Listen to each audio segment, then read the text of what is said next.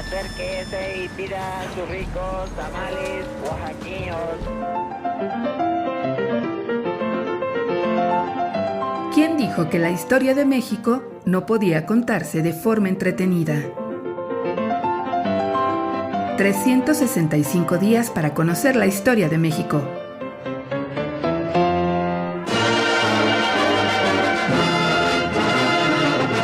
Miércoles. Al grito de guerra. Educación socialista. Con la familia revolucionaria en el poder desde 1929, el sentido común desapareció de la vida política nacional.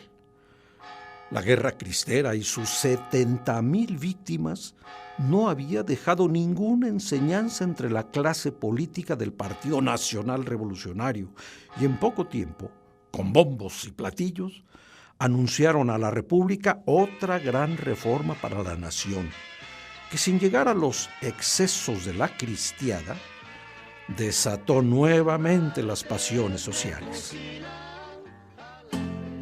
En noviembre de 1934, a escasos días de que Lázaro Cárdenas asumiera la presidencia del país, el Congreso reformó el artículo 3 constitucional para darle un sentido progresista.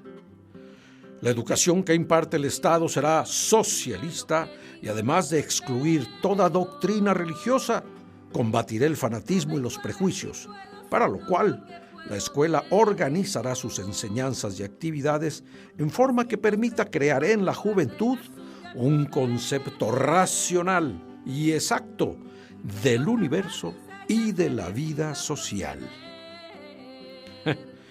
La respuesta de un amplio sector de la sociedad no se hizo esperar. Manifestaciones, atentados contra maestros rurales y propaganda anticomunista llenó las principales capitales de los estados. A pesar del conservadurismo que gravitaba en Puebla, las autoridades habían dado pasos importantes desde antes de la reforma.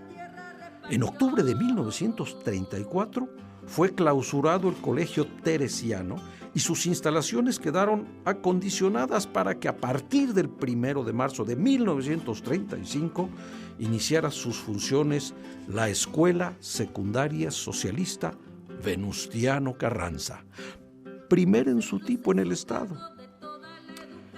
El doctor Manuel Cano, hombre que con el tiempo se ganaría la admiración y el reconocimiento de la sociedad poblana, fue fundador y primer director de la Secundaria Socialista.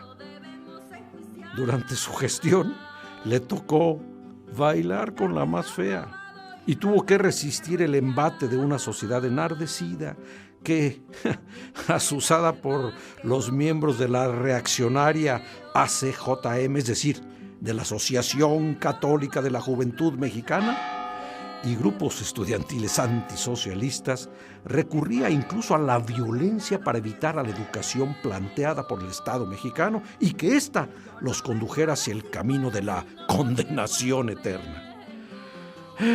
Pero a nivel nacional, el peor enemigo de la reforma educativa fueron, como siempre, las propias autoridades que nunca pudieron explicar siquiera cuál era el concepto racional y exacto del universo y de la vida social, que debía enseñarse a los alumnos. Así que en poco tiempo, los gobiernos locales llegaron a un entendimiento con las escuelas confesionales para convivir en santa paz. De esa forma, todos se hicieron de la vista gorda. Y ya en 1946, con una nueva reforma constitucional, el concepto educación socialista desapareció para ser enviado a los anales del sistema político mexicano bajo el amplio rubro de leyes sin sentido común. Al grito de guerra. 365 días para conocer la historia de México. Esta es una producción de Radio Universidad de Guanajuato y la Dirección de Extensión Cultural en voz del Teatro Universitario. Serie basada en el texto de Alejandro Rosas, 365 días para conocer la historia de México.